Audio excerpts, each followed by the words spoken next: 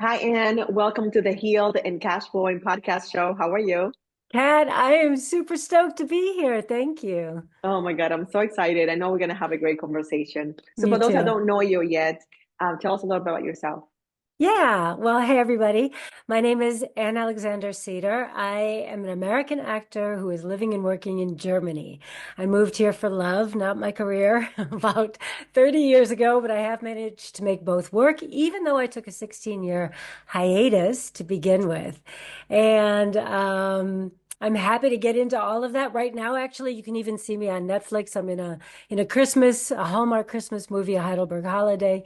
So I went from zero, no show reel material, no industry contacts, almost 50 years old to making it work. So if I can do it, anybody can do it. And I'm excited to talk about all of that. That is amazing. Oh my God, I love that. I'm like, okay, where can I go? I can go to so many different directions. So, you Yeah, were an actor before you moved to Germany. So, how was Germany. that, Germany? So, you always wanted to be an actress? Yeah, well, yeah, kind of. I mean, when I was a kid, I had the typical, I want to be an astronaut. I want to be a veterinarian. I want to be a dentist. I had that for a moment. I don't know if that's very typical, but I did have that for a minute. And then as a teenager, I fell in love with American Sign Language. I took it as a blow-off course in junior high and I just loved everything. I love how expressive it is. It's Yeah. like a dance with words, I mean, it's just beautiful. And I've always loved trying to figure out who people are and how they think and why they do the things they do. So for a kind of a hot minute there, I wanted to be a psychiatrist for deaf teenagers. Very Mm, niche, right? yeah, very. Yeah. And that sort of came and went. And then, I went into acting. But acting, I always say we're like faceted diamonds. There are so many lives we could all live. And I think so many ways we could all be happy. There's no one way, just like there's no one person, there's no one, you know, you just take the one you've got and you make the best of it. And so it doesn't mean you can't change your mind or can't turn that diamond around a little bit Yeah. and let the sun catch it on another facet. But yeah, so that was the American Sign Language for teenagers. Another one was an interior designer. That has always been a big fascination of mine.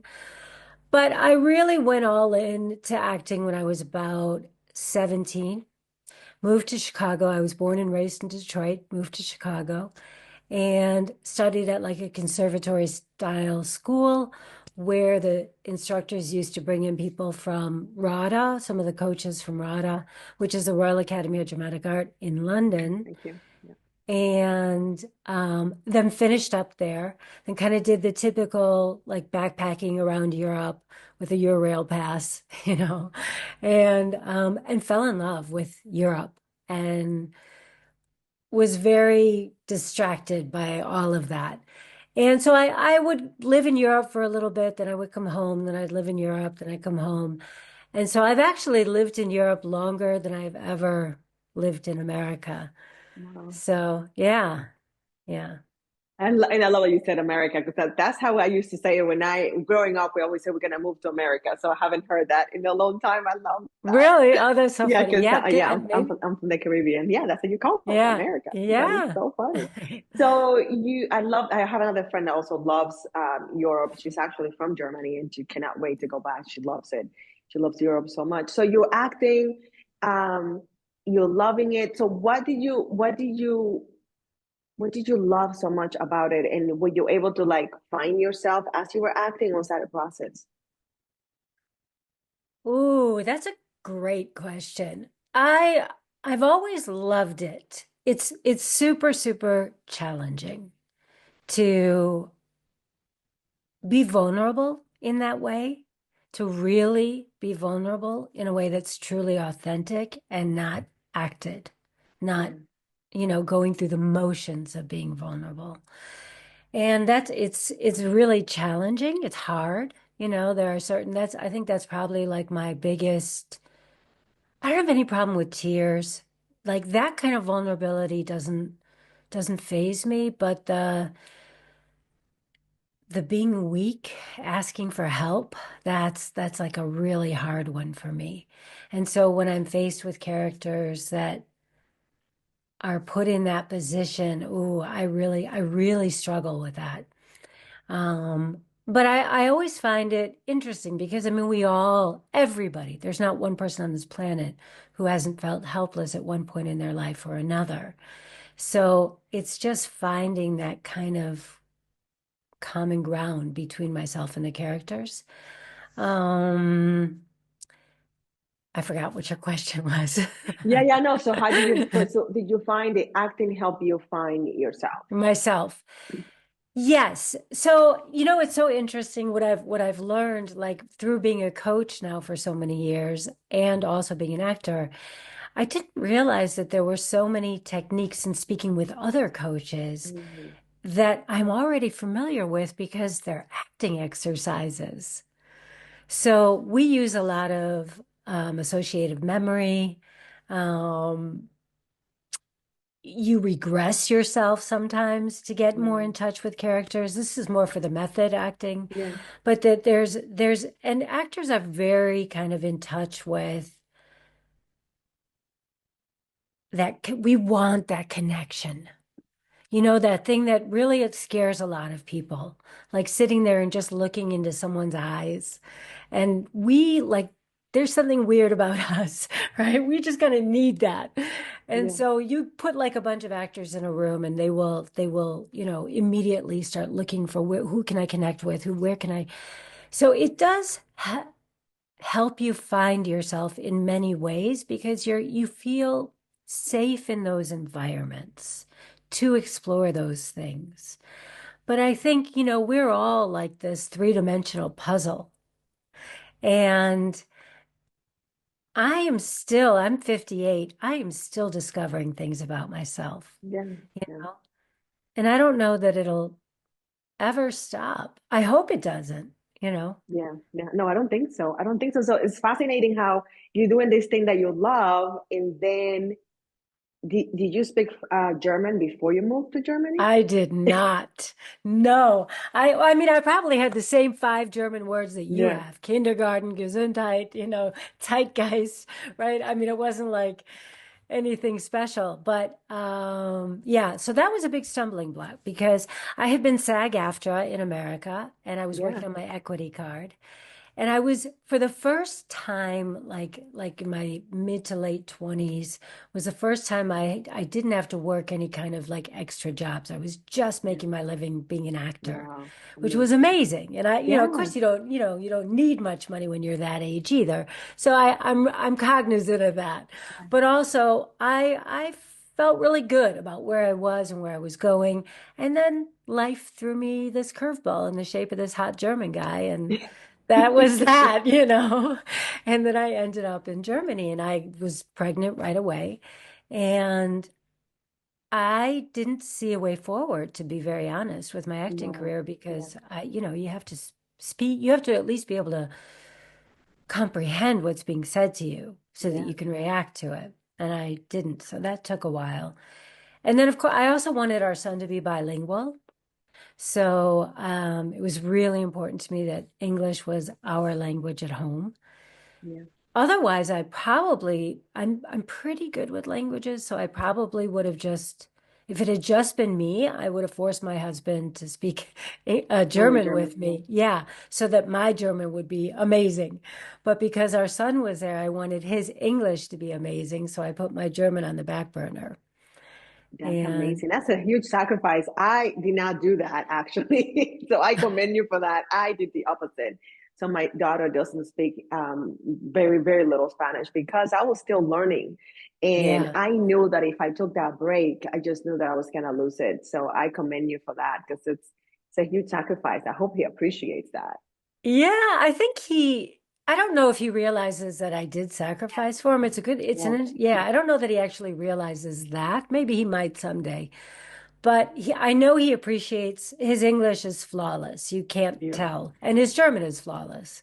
So he's literally perfectly bilingual. So Yeah. yeah, You're That's welcome. amazing. Right. Yeah, right. That's huge. I know it's a sacrifice. So I know it's huge. Yeah. So you fall in love with this, like you said, hot German guy. You Yeah. become a mom immediately. You're in the trenches. So acting is in the back burner.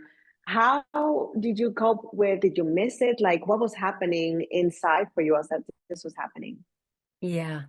Well, honestly, Kat, I always wanted to be a mom. So that was, when I found out I was pregnant, it was like, I was thrilled. And I was really involved with that in the beginning. And also I got really, really sick in the third trimester, and I ended up almost dying by the time he was 7 months old. So then I spent a couple of years recovering from that as well. And so I was really kind of like busy for the Yeah. first 3, 4 years with living and getting over not dying and all of and my new baby and our family and acclimating to Germany and all of those things. But when our son was about 2, I would say, as soon as he sort of got into preschool, um, I had seen a poster somewhere for the American Drama Group, and I thought, okay, let me go check them out. And so I made an appointment and I auditioned for them. And as soon as I got done, the guy his name was Grantley. He's like, "Welcome to the family," and he takes out this big paper calendar. It was a long time ago, and he starts to tell me the touring dates, and I was like, "Ah, Oh, fuck, yeah, I can't tour. yeah, Yeah." no. So that was a drag. And I was all excited and it's like, oh, and then and then I got it and I was even more Oh. excited. And then all of a sudden it's like, shoo, rug gets pulled out from under your feet. And so I apologized for wasting his time. And I'm just about to leave, just on a whim, I kind of leaned back in and I said, "Hey, Grantley, you don't happen to know anybody in Munich who I could call, do you?" And he thought about it for about 2 seconds and he gave me two names. Mm, And those two men became pivotal for launching my voiceover career, which was really, really good for probably 20 years. I mean, I mm, sometimes had 5 jobs in a day, and it was super flexible. So it was really fun. It was creative. I could bring my son and my dog. I could go home, even on a really busy day when I would, be working a lot. I was still had time to take my son to the park, go home, make dinner, do all those because we had a very traditional marriage. mhm, And then the voiceover work led to presenting, and then that led to like commercial work and stuff. So you asked if I had missed it. And yes, I did very much. But I didn't necessarily realize I was missing the acting. But what I was doing was going like every few years, I would be like looking for some new thing to occupy my creativity. So I would get into painting and I'd become I'm very obsessive about things. So I like get very into them. yeah, So I would do painting, or then I was into mosaics or jewelry design, interior design, collage. I mean, you name it, kind of I did it. And it wasn't until my son was 16 and we had a standard movie date on Friday nights, and he came to me on Thursday and he was like, "Mom, I don't want to hang out with you on Friday nights anymore." Ooh, yeah, Yeah, yeah, yeah. And so, yeah. So it was interesting because it was really the first time I had a chance to think about, what do I want to do? yeah. Like, what do I want to do? And the answer was I just wanted to have fun. And my idea of a good time is taking an acting workshop. So on a whim, I sat down and I Googled acting workshop Munich English. And I mean, the universe just literally opened up. This is not a normal thing. There was a coach out of LA. The workshop was starting the next day on Friday, and there was Wow. one seat open. That was for you. It was for Wow. me. Yeah, Yeah. totally. So I whipped out my credit card. I signed up for it. I made my little lunch and I showed up the next day with my thermos and my lunch. And I was like, almost kind of like that first day of school, like so Yeah. much like hopeful and excited, but not sure what to expect. And it could have sucked, to be very honest, but it didn't. It was amazing. And I often kind of wonder what would have happened had it not been so great. Yeah.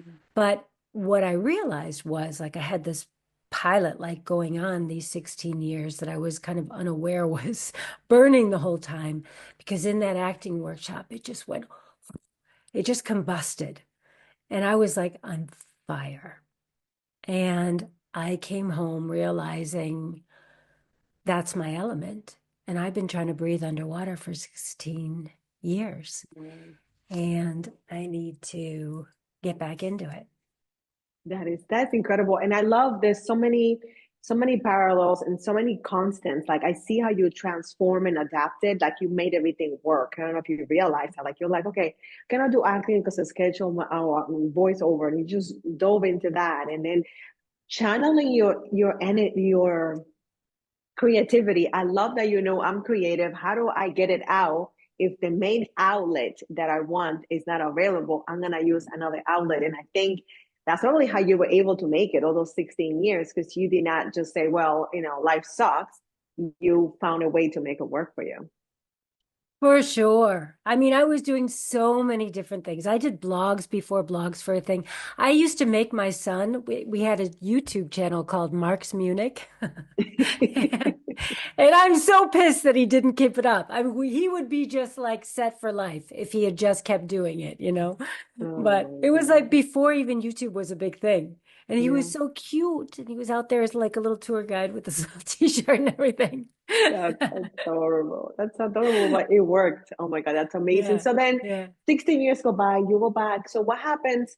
Did you, so you do this work now. How does that relate to that after that workshop? Like what tools did you need to go back So, to what you wanted to yes, do?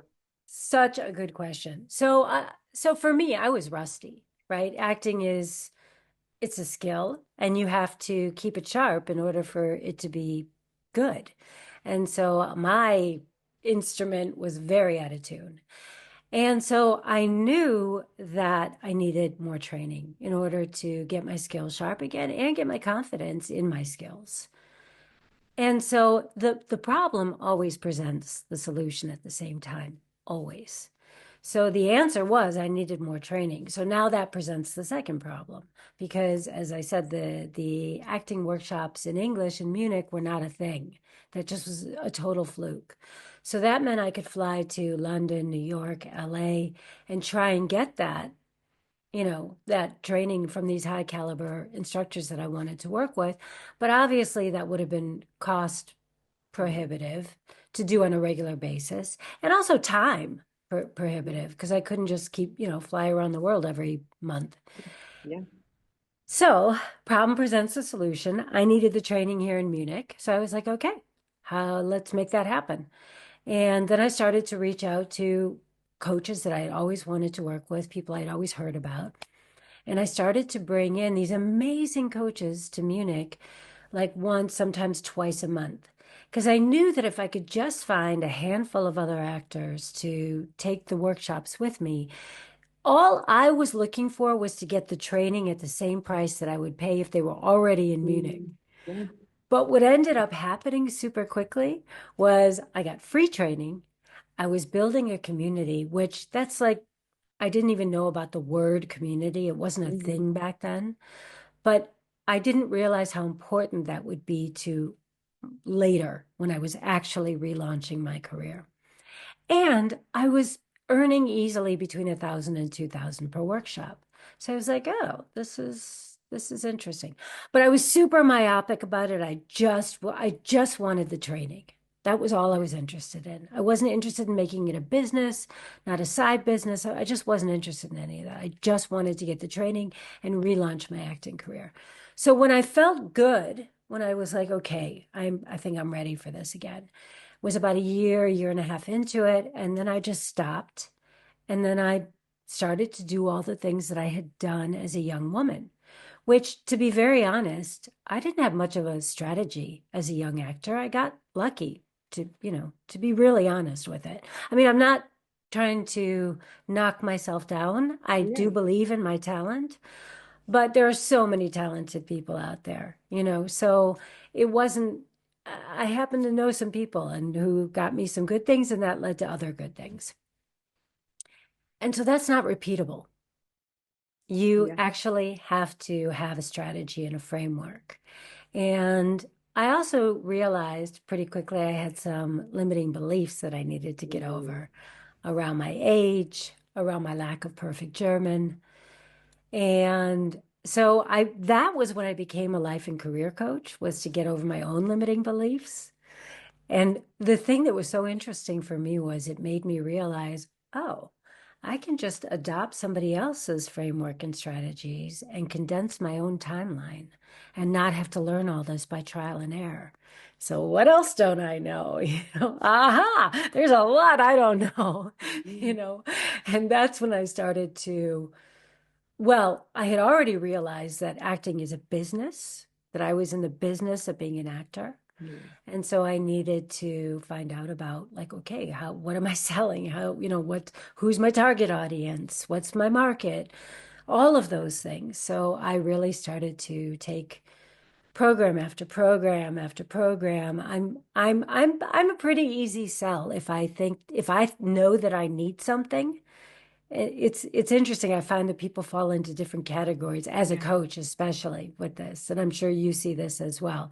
There are people who know they need the help, and yet there's like this, they're just so resistant to getting it. Yeah. And there are other people who are just like, that's exactly what I need. I am ready to go. Let's get the show on the road, Yeah. And That is that's so me. true. That Yeah. is so true. That I'm exactly the same way. If I know I need something and they manage to say it the right way, I'm like, that's what I need. Let's get it. And I think that I love what you said, that what did you said it so well? You found somebody else framework and you condensed the time so you didn't have to learn by trial and error. That Yeah. was beautiful. Oh my God. Because sometimes some people like to learn by trial and error, but that just painful. It wastes so much time and it can derail you for a long time or forever. So I love that you realized that you were trying to do it the long way. I love you said that you were in the business of acting. Oh my God. I think maybe the delay was the best thing for you because you were able to do it even better because you didn't even have a plan before. Maybe. And who knows? I mean, shoulda, woulda, Yes. coulda, right? I mean, I Yeah. don't know. Maybe I would have figured things out and who knows? I mean, Who there's knows? no saying. Yeah. But it is so true that, the problem is always the solution. It's Yeah. just, Yeah. just have to ask yourself the right questions. Yeah. So Absolutely. I realized that I had a branding problem as an actor, but Mm, I wasn't calling it this at the yeah. time. I was saying I was being typecast. And I was, I was, I don't know if your people are listening to this or seeing it as well, but if you're not watching this, I have very sharp features and I'm a strong woman.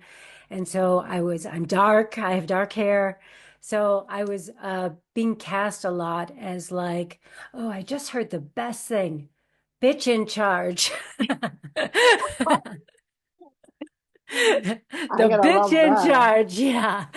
I'll take that. I was like, actually, that doesn't sound so bad, Doesn't right? sound bad at all. So, but it was like the bitch in charge without a heart, you know, Mm, and that's not me. And so I felt like, and you end up playing very one-dimensional characters when it's yeah, flat like that. yeah, And I wanted to play juicier characters. yeah, So I really worked on like showing the other facets to my personality. And then I started to get much better auditions, much better bookings. And that, in fact, this Hallmark movie that I'm in right now on Netflix was a direct result of that, where I was like, got to pull back a little too sweet. Okay. Because like the Hallmark is like the pinnacle of sweet, yes, you yes. know? And so it was like, okay, it worked, but that's too much. Let's find those nooks and crannies again. And before I forget, what's the name of that movie again? So we have to make sure that our people It's find it. called a Heidelberg holiday. Yeah, you're gonna have to type that for me. We'll put that in the blog post because I'm not gonna get that. But I'm excited because I love Hallmark and I cannot wait Yeah. to see you in action. That's amazing. So you figured out Yeah. that you were too sweet. You had this branding problem. You were hiring the right people. So how does that turn into a business then? So then that's when actors, well, I wasn't hiring anyone at this point. I'm Mhm. still being cast and all of that. But when other actors started to see me getting better auditions and better bookings, they started to say, how'd you get that? What's going on? What's happening? And so then I started doing one-on-one coaching, but that really quickly led to my signature program, which is Get Better Roles, which is where Mhm. I help trained actors who've been in the business for at least a couple of years to get the roles they deserve by focusing on the business of being an actor. Yeah. And they need to watch their acting skills, but I can help them with the other side. I always say it's like a bird with two wings, right? One is Mhm. your skills, what you bring to the table, but the other is the business. And that you can't ignore one, otherwise you're just gonna flap around in Yeah. circles, right? And so that was kind of like this evolution. And then around this point, also I started to produce some short films, and filmmaking is expensive, very expensive. So this is when phase two of what has now become my second signature program, which is Passion Project to Pro, came into play. And that was the workshop aspect where I was like, oh, well, that was actually really useful to make some extra quick cash. Let me just put together some workshops and do that. And then I can finance this short film or get my new headshots because that's expensive too, or whatever it was, right? And then phase three, which is what I still do, is whenever I see someone that I want to work with, that I would like to establish a better relationship with, I will often, almost 99% of the time, offer to have them do a workshop of some sort, whether that's a seminar, a workshop, a retreat, whatever it may happen to be. Because that gives me, first of all, I'm on equal ground. I'm literally offering them something of value. We're able to have conversations where I'm not this lowly little actor and they're this big time casting director or whatever it may be. We're just two people who happen to both love the film industry. And we can have normal conversations, maybe about acting, maybe about the film industry, maybe about our kids, maybe about our dinner last night. Who knows? But because it takes away that sort of like, oh God, they want something from me, you know, because I'm actually giving something. Yeah. And so that too also made me realize how valuable it was to find a way to bridge your passion to your career, make it your career, or as I did in my case, or as in many cases, I truly believe that your purpose in life, you will find that through your passions and through your curiosities. We are all put on this earth for a reason. I mean, when you think about the miracle that any one of us is walking around on this planet and all the things, all the stars that had to align for that to happen, it's kind of mind blowing.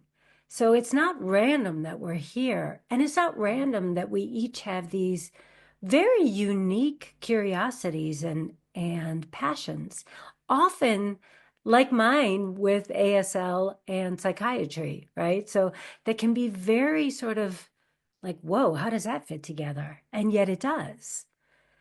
So I love the idea that everyone wants to, or that so many people want to be entrepreneurs. But I think what is lacking is that most people think they have to be a coach in order Yeah. to be an entrepreneur.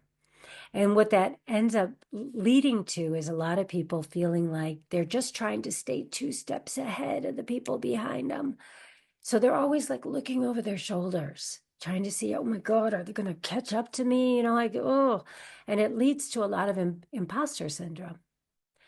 And the thing I love about Passion Project to Pro and the way that it, that I was able to do it and the way that I'm able to do it with the clients is that you're able to be exactly where you're at. If you are a complete novice, just own it. Say, hey guys, I'm here to learn just like you. I just arranged this. That's all I did. And it lets you get your 10,000 hours in a really organic, natural way. And I can tell you from experience, because even like from the day one of setting up those workshops all those years ago, I really had to fight not to have the authority because I wanted the feedback. I wanted Mhm. the critique. I wanted to get better. And so you can't get better if people aren't willing to give you honest feedback. And so I really had to say, no, I am here to learn just like you. There's no difference, you know? So you will automatically start to get put in that position of authority. And it just depends on whether or not you will know when you are ready to take that and turn that into something beyond or not. But the beauty of it is that you can turn your passion into a business before you are an expert. So I always say you can turn what you love into what you do without being an expert influencer or coach. Oh, that's so good. Oh, that's so good. You said so many awesome stuff. And what I'm noticing that it's a theme here is when you're authentic, most of the time you were your first client.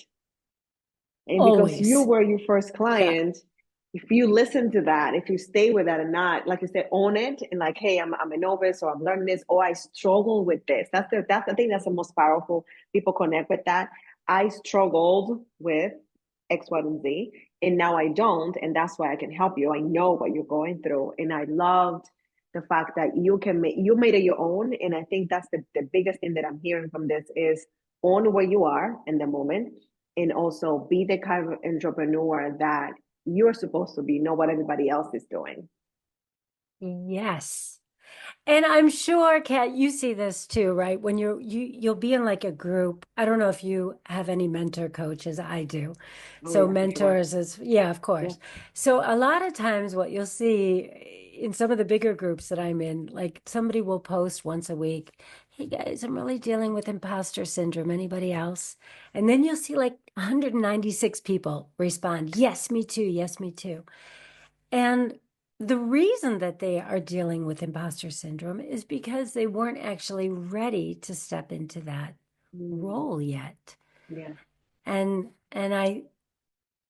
I think that when you just own where you are, it doesn't mean you can't make that a meaningful income producing part of your life. And it doesn't make it any less important. It doesn't make it a hobby. It just means like, hey, I want to learn as much as I can about this. And then, the day will come when I will know, or when people will keep telling me you are ready. Because that happened as well. People kept saying, can you coach me on this? Can you coach me on that? Different things. And that's when you know, okay, then I guess I'll give this a shot. Yeah, yeah, and it's funny because people don't realize I don't want to have a coach that is it's so far away from where I want to be that they cannot relate because I won't be able to relate with them either. So I think people don't realize that like you don't have to be 10,000 steps away from them because I can relate to someone that has already achieved all the things that I want and achieved that 20 years ago. What do we talk about? Like how, I probably wouldn't feel comfortable. I like coaches that are um, I already accomplished, already overcame what I wanted to overcome, and then have steps that I can take now that they can really walk me through it because they still it's not so long ago that they don't remember. And I think Yes. that's it's a great point. Yeah. Yeah. Yeah, that's a huge thing. This is why I don't teach beginning actors because Mhm. I don't even remember how to tell them anymore how to Yeah, get to those things. It's why I only coach trained actors in the business of being actors yeah. because I don't even, I was having a conversation. We're going to go do the London Actors Pro Expo, which is like a big convention for actors in London. And the woman who puts it on was asking me to explain branding and marketing to actors. So I was explaining it as if I would explain it to the people that I normally help. And Yeah. she's like, no, so what kind of materials would they need? Do they need headshots? And I was like, oh, yeah. Wow. So you have Yeah. to take quite a few steps back. Yeah. Yeah, That's cool. definitely. Yeah, and I love the way you're speaking. You have such great clarity even when you said earlier, I work with actors that when you're talking about like give better roles that have been acting for a couple of years, that right there tells me they're not on acting 101. They No. actually have some credits under their belt, Yeah. and you have programs for different things. And I wanted to go back because I don't want to miss this. When you needed the workshops and they were not available, you're like, who do I want to work with? Let me bring them in. That was such a genius move. And I love something else that you said, that when you brought them, now you were not this just rinky dinky little actor somewhere. Now you're at the level because you're bringing them. And I love how you're like, okay, how do I even the playing field? How Yeah. did you even, where you get this grit to like not take no for an answer? Because you could have said, I don't want to be traveling all over the world. This is not happening here. Like, where do you get that from? Oh man, I have always been stubborn. I think that's part of it. But you know, I don't like to be told no. That's one Okay. thing.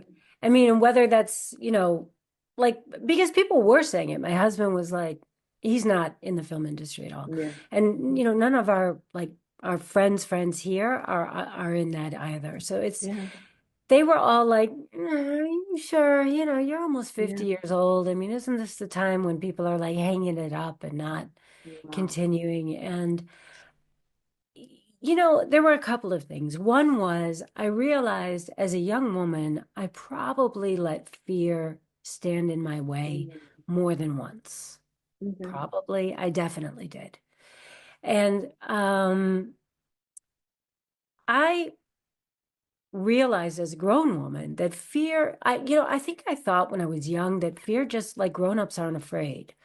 Like Mm. grown-ups just, like grown-ups are these mystical creatures that everything just works out the way they want it to and this and that. But of course, as we become grown-ups, we realize that that's not the case and that, things like fear don't go away.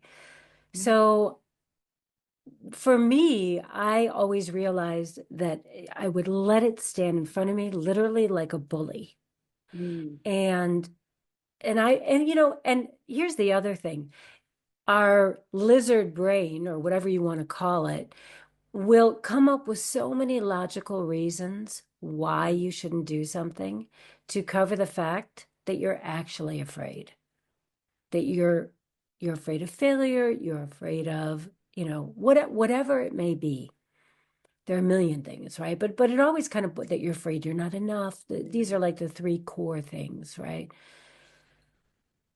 And so I invited fear to get out of my way and to, stand in the corner, laugh at me, watch me, walk beside me, but do not stand in front of me anymore. I will not allow that.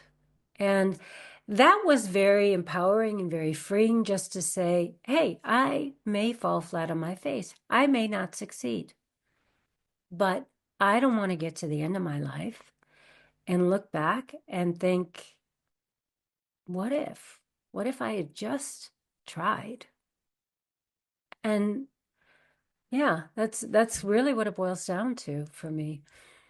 I think so many Fascinating. people, yeah, I mean, honestly, we just want to matter. We all just want to matter. So, in what ways do you matter?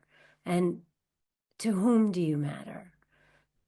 And these are important to all of us. There's not one person on this human being who doesn't want to matter in some way. They may have turned away from that. They may be angry, they may be disappointed with themselves, but it's generally comes from a place of feeling unappreciated and unloved. And so the prickers come out, all the cactus grows.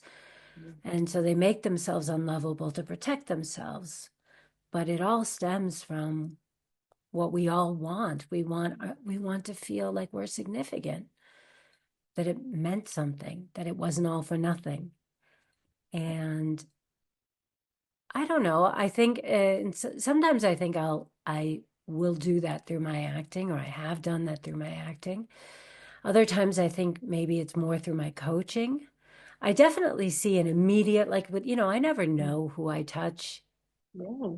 in when I'm acting for the most part, unless somebody writes to me or something. But with coaching, you definitely get an immediate feedback and so that's very gratifying, that's yeah, it makes you feel good to help Mhm. people in that way.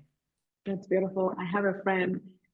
She said something was so powerful. She said, "Always act or come from a place of you are helping people, like you are helping Yeah. people, and you never know." Something that you said. I had a guest the other day. She said something in it was a couple days ago, and I wrote it down. I didn't think much of it, and then I was going to bed the other day, and I was like, hit me. It hit me so hard. And it's like, I didn't tell her at the time. I didn't have like a huge aha moment, but it was marinating in the background. So I am 100% sure that you have helped a lot of people and we just don't know. And it could be something significant to you, but to that person, it's like the very thing that they needed. It's a beautiful thing to be on purpose. When you are on purpose, there's no way that you cannot help people. It's impossible. Yeah. Yeah, I love that. Do you know, I also have a YouTube channel now, but where I do my podcast and all of that. And someone wrote to me this morning and had said that they're not an actor because my channel is for actors, Mm-hmm. but I do a lot of mindset stuff, which Yeah, is really for anybody. yeah, So, and he wrote and said he's dealing with a broken heart and just he wanted to take a minute to let me know how much I had helped him. And I was yeah, like, and you never know because most people don't take the time to tell you. yeah. But it's people like that that honestly you're like, ah, that it makes it so worthwhile if you're helping just one person or the One person. possibility of helping one person. Yeah, Yeah, and even absolutely. for posterity, the work that you have created already, other people are gonna find those films. They're gonna find that Yeah. work that you have done, and that lives on way after your time. And it's just so amazing. One thing that I wanted to share is that when this show was on, I never watched Yellowstone, even though I have loved Kevin Costner since Get the movie Get No Way Out. But and I love cowboys like to a way that is probably not I see healthy. your earrings. Right? I didn't even plan that, right? But I love it. I love the whole thing. I never watched it, and then finally, for some reason, the clips kept coming up on my feed. So I'm like, okay, let me get into it. I'm watching it, and I'm watching it from a place of a school. And the way that they show is there's always a problem. They fix a problem, another problem comes. And I watch now quite a few episodes. Not one time have they said, okay, I'm laying on the ground.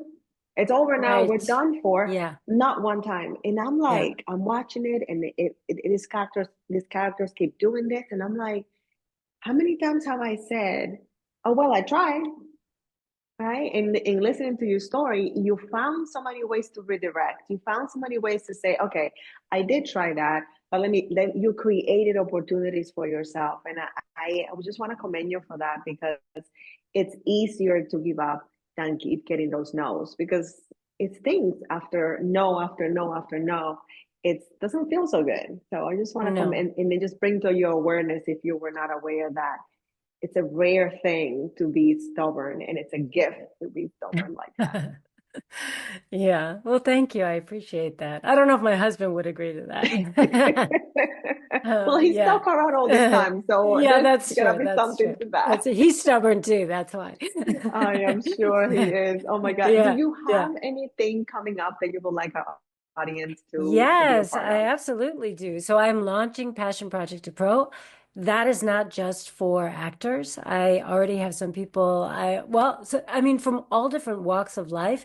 Basically, anything that you could learn through a seminar, a workshop, a retreat, a supper club, a morning hike, whatever it may happen to be. So I have one person who is interested in edible fauna in the California mountains. Yeah. I've got another person who's interested in refinishing furniture. So everything from woodworking to upholstery Yeah.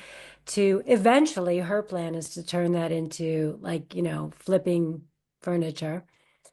So that's interesting as well. I've got another person who's all into cake decorating. And so really it's anything that you can learn. I've got another one that's all into self-help. So she's really looking towards healing, whether that's through ayahuasca or through, doing different kinds of retreats and meditations or whatever it is. And so she wants to basically once a month do something amazing that she needs. And I Mm, think that the beauty of the program is that you, as I said, you don't need a ton of people. You need a handful of people. And it's best, you saw this, it's best when you yourself are your ideal client. yeah. Because that way you are doing something that you are fired up about and all. So I basically lead the people through. Some people come to me with their passion already, like, this is what I want to do. Other people are just like, they like the idea of being led by the hand through the different stages of creating their event. So we start with the ideation, figuring out what's the best type of event for what you want to do, then moving into where you're going to find the expert or the coach or whatever you need for that, then moving into the venue and the participants, all the way up to week 5, where they then go off and launch their events. Then we have like a 2-week period in between, give everybody time to launch their event. Then we come back and we do a debrief and we talk about what worked, what didn't work so well, what are you going to do better next time. But the thing is, they literally get led by the hand, and they know they can do it because they will have done it. Beautiful. And That's awesome. So yeah. where do they get more information about that? So I have a free workbook. They can find that at actboldtraining.com/P for passion 2, the number 2. Mhm. I'll send you a link for Yes, that as for well. yeah, And that that would be that amazing. workbook will definitely get them started, launch their ideation and finding their coaches and finding their first participants. And if then they actually want more help, as I say, I'm launching first part of the second quarter of next year. Okay, So fantastic. end of March, beginning of April. Yeah. That's beautiful. Thank you for sharing that. Where do you hang out the most on social media, if at all? I do. Probably Instagram, YouTube. Okay. Yeah, those are probably the two biggest. I'm on Facebook a lot too, though, I guess. Okay. Yeah. Okay, Yeah. great. So we'll make sure to Yeah. have all those links on the blog post so people can find you. The time has flown by, and I have thoroughly enjoyed our conversation because you are someone that has lived many lives and done so many incredible things. But I think my favorite part is that you have done it on your own terms. And that if that's not a bitch in charge, I don't know what is. But you do have a lot of heart. So we can add a bitch in charge with a lot of heart. How about that? That sounds good. I like it. Might be my new tagline. I like it. I will go for it for sure. Thank you so much for being on the show. It's been a pleasure. Kat, it has been so much fun. Thank you. You are very welcome. There you have it, guys. This is probably a conversation that you were not expecting, but it would have helped you so much if you watched it at least twice. It's my homework. If you are really daring and really amazing as I think you are, watch it a third time because there were so many nuggets intertwined in Anne's story in life and how she just made it work for herself. And I think as women and a few brave men, we get to decide what our life looks like. And we can take the nose the first, second, third time, or we can tell the nose where to go and make our own way. Thanks so much for watching. Please know that I love you, that I'm rooting for you, and I'm going to see you super duper soon.